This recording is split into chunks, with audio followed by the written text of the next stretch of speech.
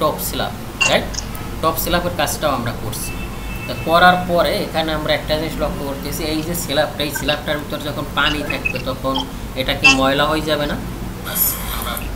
তখন আমাদের কি করতে হবে, একটা ম্যান হোল দিতে হবে। কি করতে হবে? একটা ম্যান হোল কভার দিতে হবে। ম্যান হোল কভার দিলে ওখানে মাঝে মাঝে নেমে কি করতে পারবে, যে পরিষ্কার করতে পারবে, ঠিক না?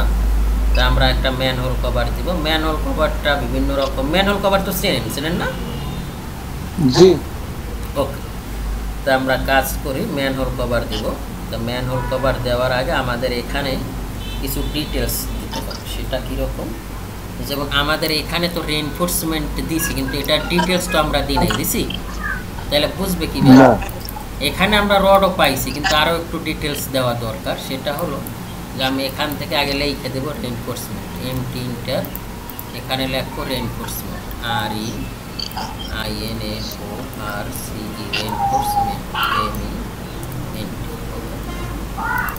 রেইনফোর্সমেন্ট লেখার পরে এখানে আপনি এটারে কী করেন, আন্ডারলাইন দেন।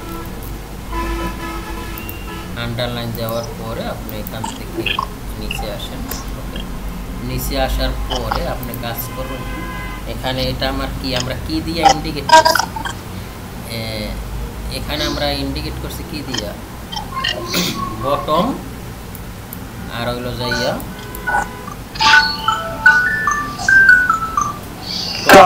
টপ না। আর এটার একটু কারেকশন করতে হবে, যে আপনি এখানে রডটা আমরা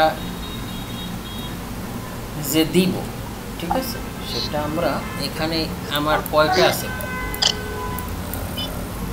আচ্ছা আমরা এটাকে এভাবেও করতে পারি, এই নাম